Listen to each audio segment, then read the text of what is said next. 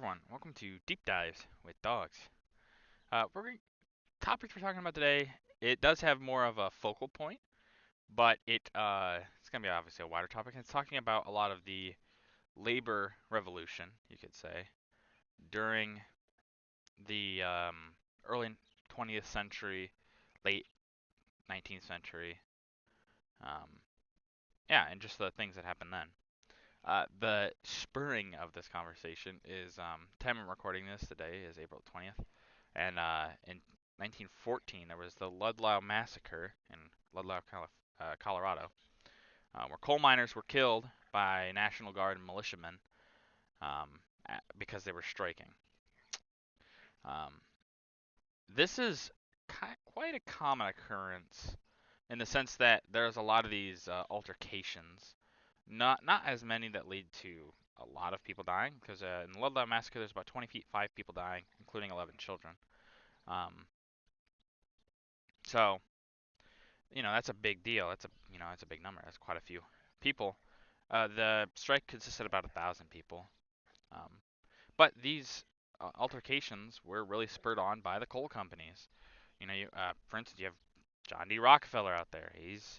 Oh, he's got a big hand in this, and they kind of influence a lot of these state governments to squash this stuff in different ways. And not all of these led to people dying, but there were a lot of altercations between a lot of these companies and the miners or the workers because they want reasonable things, 8-hour work days, you know, maybe a bit more pay, better benefits, that kind of stuff. Things that make sense, especially when the jobs they're doing are mining coal, which is a pretty body intensive job and pretty not good for your health. These guys are getting black lung, things like that. And it really is awful that this ends up happening. But the whole 19th, late 19th, and early 20th century is a lot of these people are pushing to try to fix the situation that they live in. They're working in factories and mines and all these other things where they're dying and they can't, you know, they're getting paid nickels and dimes basically, um, pennies, really. And it's hard work and it ain't good for them. It ain't good for nobody.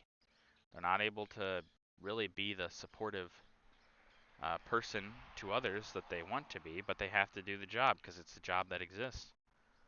Um, the Ludlow Massacre, in particular, actually has the federal government stepping in to kind of solve the issue somewhat, because after the massacre happens, pretty reasonably so, I would say, people start to riot because they're so upset with the deaths of these miners and obviously some children. Um, and the wives of those miners as well. Some of the wives of them got murdered as well. So people get pretty upset and they riot. Um, and so the federal government, well, under Woodrow Wilson, steps in, and it does kind of lead to some reform. Um, Sadly, technically, the strike was a failure. The strike itself didn't achieve its goals. However, what happened because of the massacre did achieve the strike's goals in a sense. The public outcry was pretty bad. This is a very, very bad thing to have happen if you're those guys like Rockefeller or any of them really. I'm just mentioning Rockefeller because he's like the biggest one that people talk about, but there's others.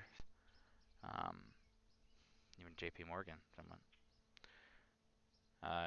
But uh, it really does help to have the public on your side in these instances. You have the public being able to talk to their state representatives, and the federal government is more willing to maybe listen to an outcry of the people on a grand sense. Because if a lot of people are going after this, federal government's going to be more willing to look at this and go, okay, well, this is something we're going to look into and we're going to take care of. Because if we don't, our people are going to be very upset. Our positions are going to be very worrying.